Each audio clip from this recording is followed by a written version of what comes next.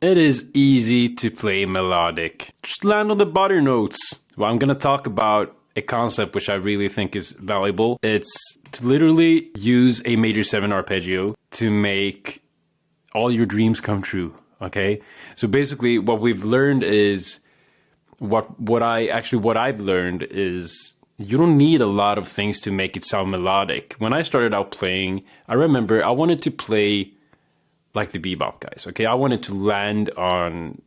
to have that sound which was to land on the chord tone without having to think about it.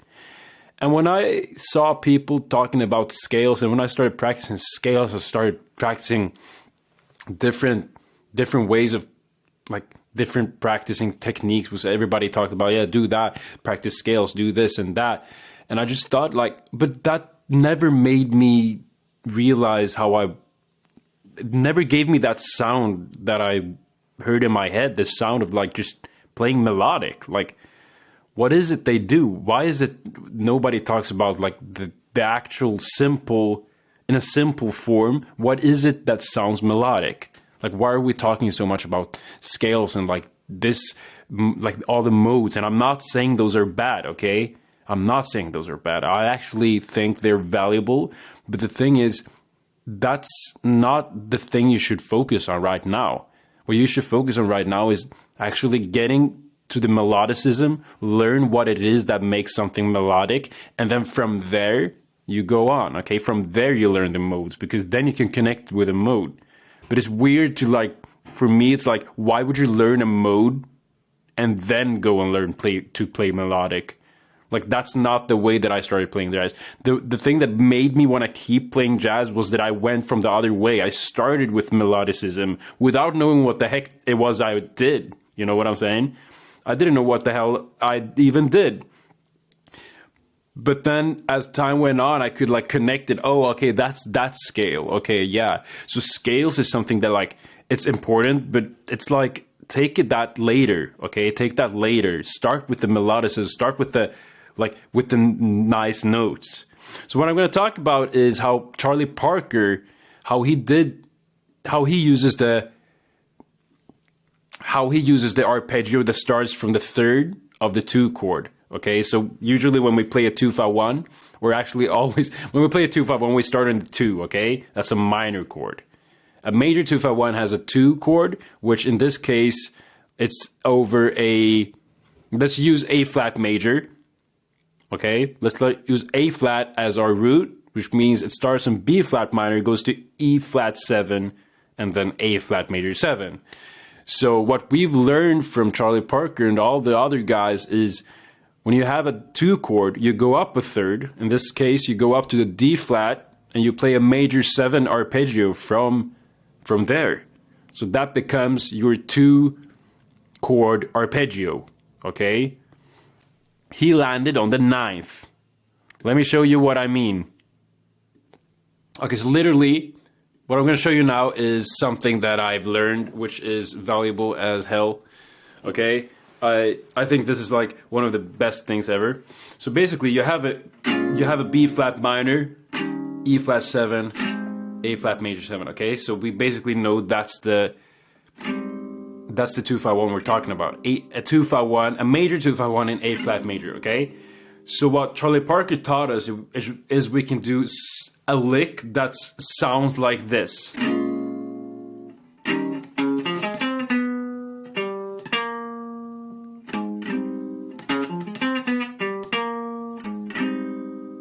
Okay.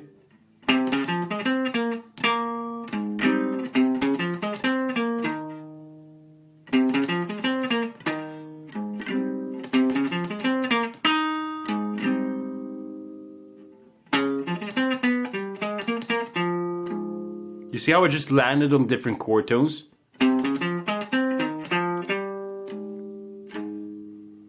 And that's basically it. And what makes this amazing is you only use one arpeggio, okay? The framework is you use that D flat major 7 arpeggio, and then after that, you basically land on whichever note you want, okay? If you want to land on the 9th, you just land on that 9th right there, okay? But But if you were like, no, today I feel like it's like a fifth kind of day, you do this. Or so you have to like kind of rearrange the arpeggio depending on where you want to land. You know that lick? Like that's classic Charlie Parker lick.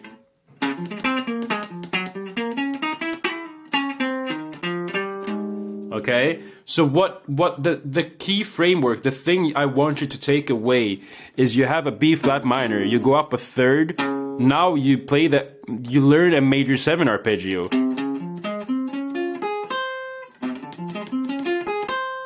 We can do it here.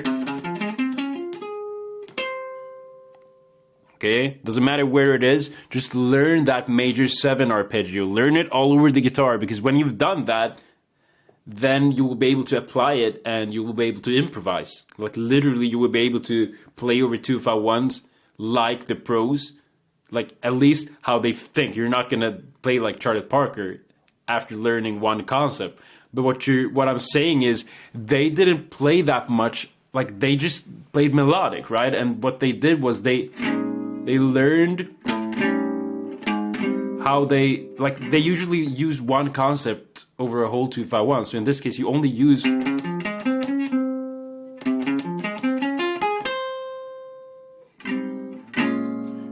ba ba da ba da. Like you can just use that same thing. You don't have to switch scales or anything like that.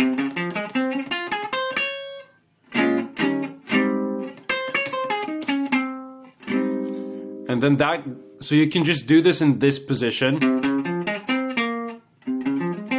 That's what I want you to learn. Okay? So that's ba ba da ba dee ba, ba ba ba ba dee ba. And then when you're there, you can choose, do you want to land on the 5th? Then you go up here. 5th of A flat. Or do you want to land on the 5th but an octave down? Then you go here. You see how that's melodic, and it's like a nice way to like play a phrase. So you basically do that. But this is the 9th, and if you want to approach the 9th, you can do like you do. You see, now I had to rearrange the arpeggio. So when it's the 9th, you don't start on the major 7. When it's the 9th, you just start in the 1. You go, and then you go.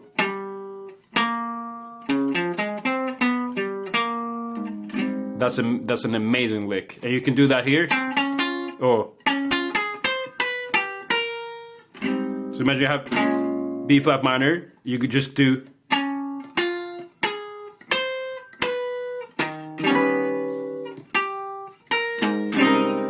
You see, amazing stuff, and this is all in their solos, and there's no it's not a difficult concept. It's just major 7, a third up from the minor 2 chord. Okay, that's it. That's all you have to think about.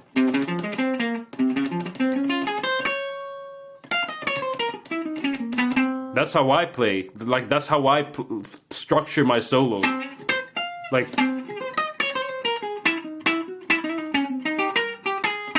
That's like a Charlie Parker lick, and you know that thing? It starts in a major 7 arpeggio, starting from it's that D flat major 7 arpeggio, starting from the 3rd of the 2 chord, okay? So the more variations you can learn over a major 7 arpeggio, that's when you will start learning to improvise like the bebop guys, okay? That's what I think. At least.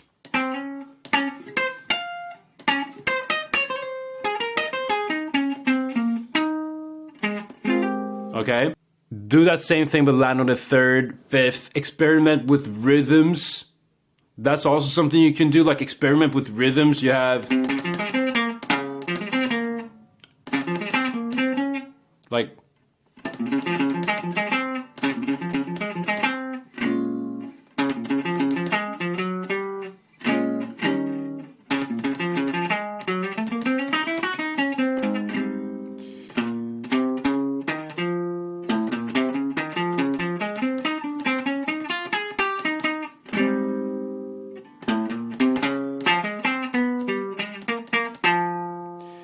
don't know. You don't need that many different rhythm stuff. I just feel like you can learn this.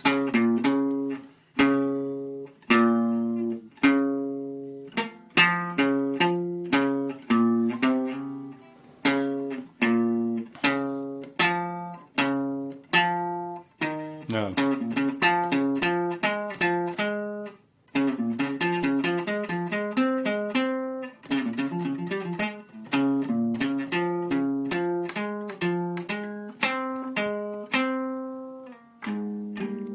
Okay.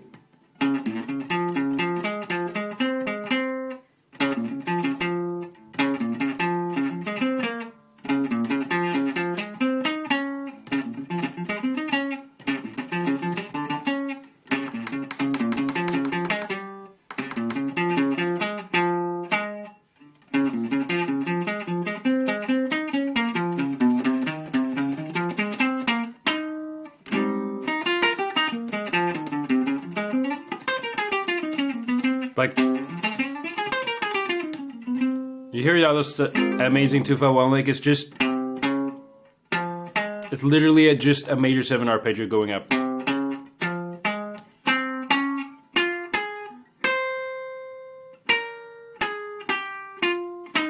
Literally a flat major 7 scale.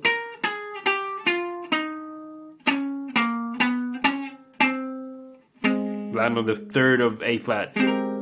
But the thing is and everything most people play who play bebop, they have one thing in common. It's they're not thinking that much. They're playing literally one thing.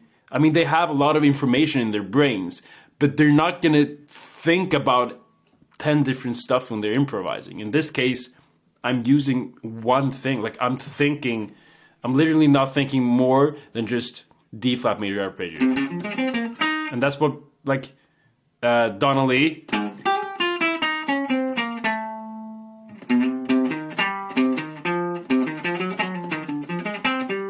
And now 2-5-1, okay? He goes.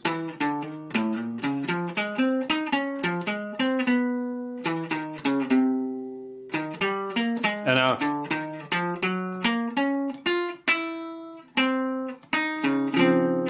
You see this?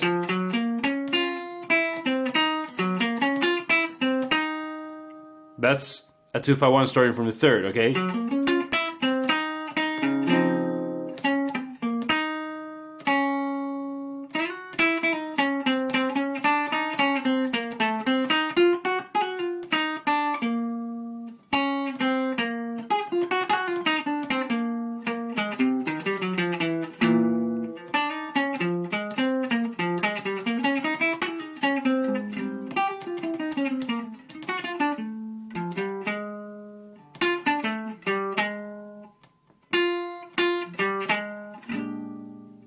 And then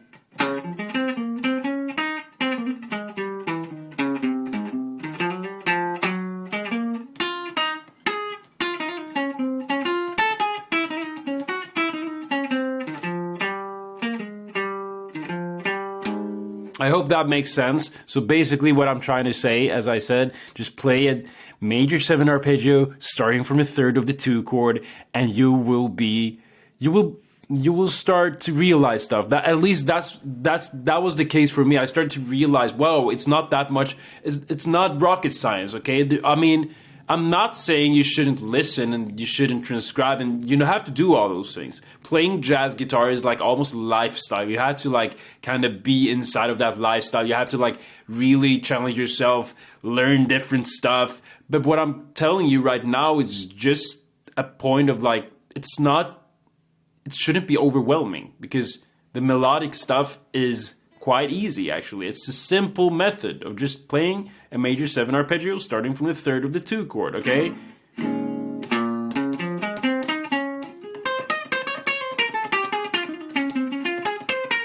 Okay, so that's what I played there. Yeah, it takes a while to get to that thing.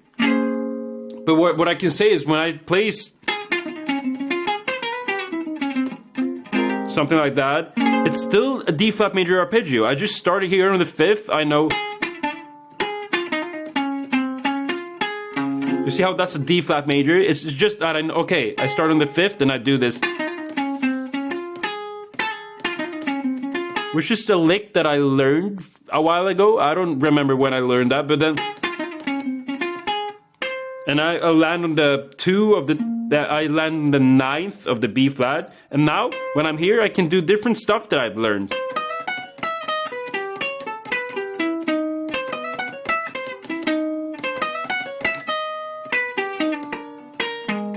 Okay.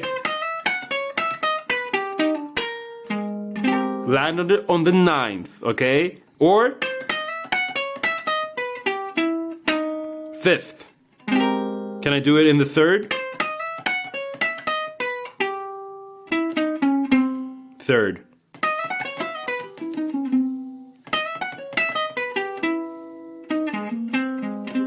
Okay, so everything is possible.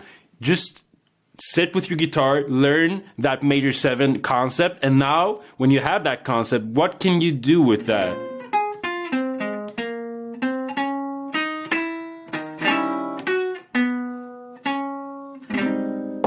Okay, so I hope that helped you. Let me just see if I have another slide. Use major 7 arpeggios now. Yeah, basically do that. Use major 7 arpeggios, go up a 3rd from the 2 chord, and you'll be set, okay? Do that. I promise you. I hope that helps. It really helped me, and I hope that this concept really makes sense for most of you guys. I think it did. I tried to make them as comprehensive as I can. And yeah, other than that, I hope I'll see you in... Yeah, you can join GuitArmin School for Zoom seminars and private lessons. Link for that is in my bio. We just had our first seminar today, and it was amazing. We have a lot of fun in there. So join, and you'll get closer access to me. You'll get closer access to other community members who have the same goals as you. We learn guitar together. You ask me questions. You have 24/7. You can just write me a message. I'll answer. And yeah, it's a really bang for your buck. It's limited to only 10 people right now. And it's only $49 a month. So you can just join. It's a bang for your buck. I'm putting a lot of energy into making that the best jazz guitar community in the world.